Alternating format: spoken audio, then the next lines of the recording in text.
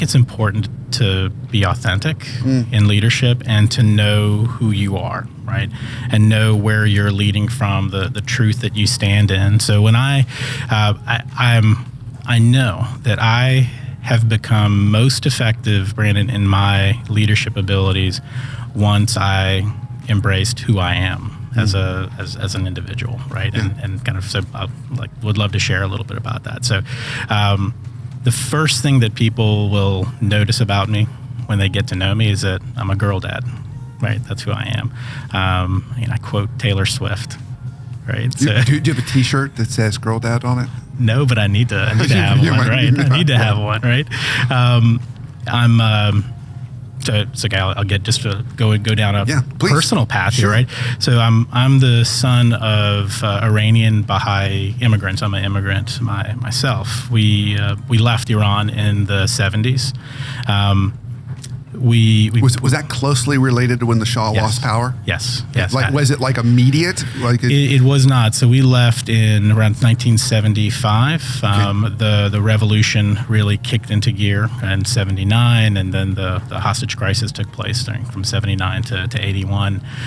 So we left a few years before, but the writing was on the wall. It was it had very quickly become a country that was no longer accepting of or a safe place for a fair amount of the population that lived in Iran, and for Baha'is, it was absolutely not a place to live and survive. Certainly not prosper. All of our citizenship rights had been taken away once the revolution had really solidified. So being a part of the Iranian diaspora to the West comes with a lot of interesting experiences.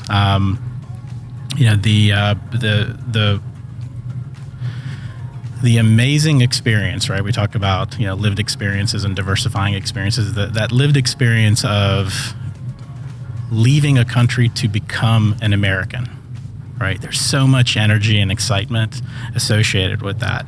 That fills so much. I realize now, after years of self-reflection, that fills so many of the reasons why I do X, Y, and Z.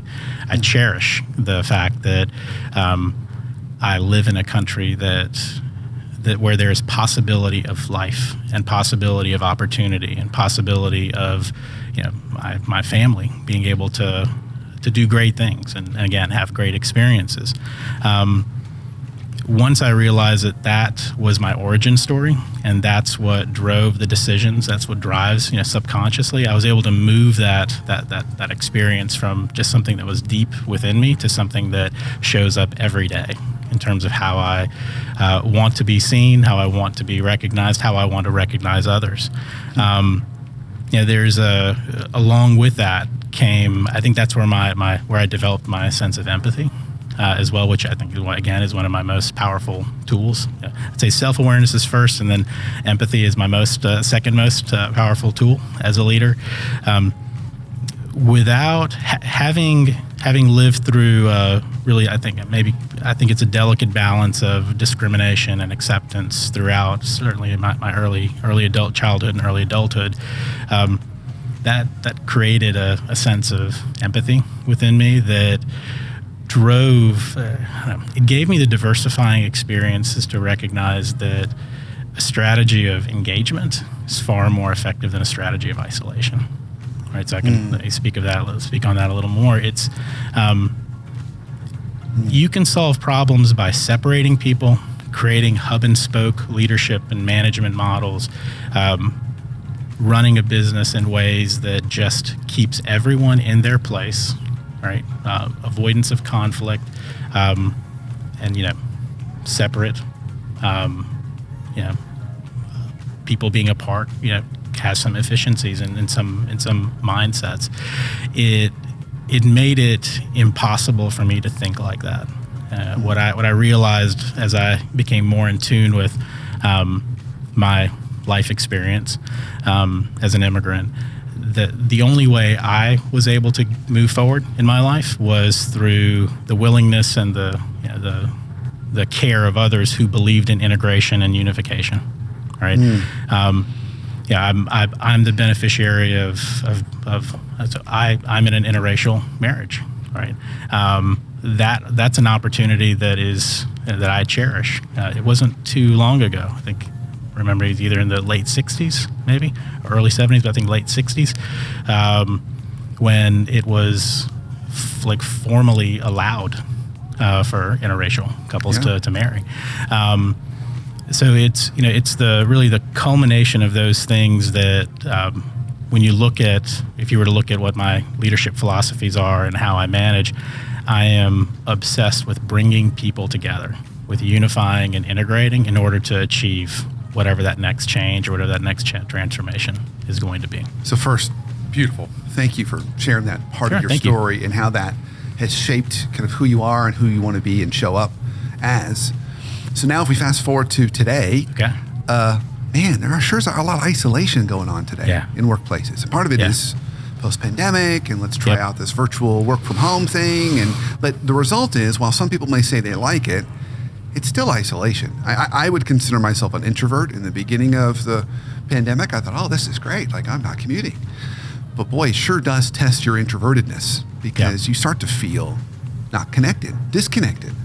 So how have you found ways to bring that best part of you, that part of who you are and who you want to be in the world, and bring people together, integrate, connect, when there is so many forces kind of keeping us isolated or disconnected?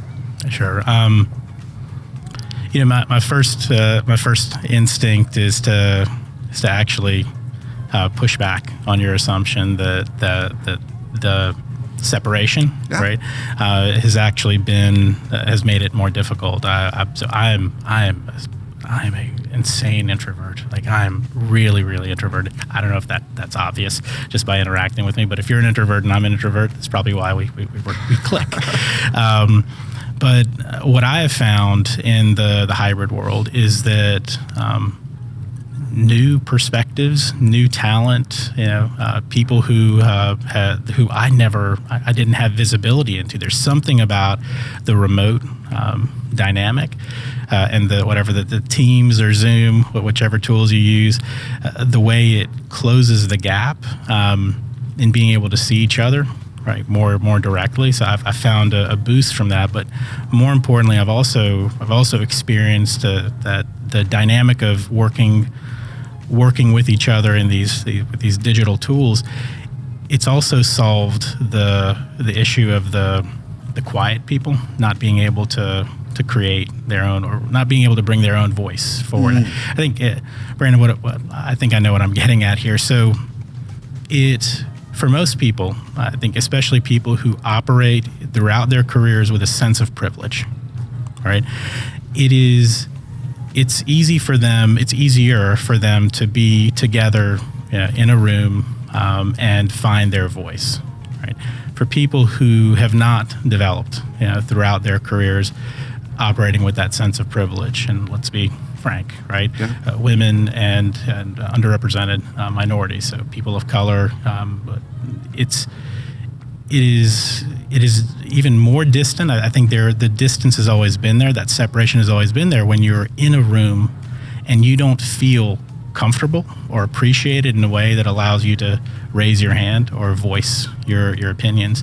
I have seen more diverse opinions raised and voiced in this post-pandemic era, in this hybrid model, than ever before. Fascinating. Yeah. So do you see it in just getting very, very tactical? Do you see it in like how people comment in the chats? Is it people actually coming off mute and making a comment?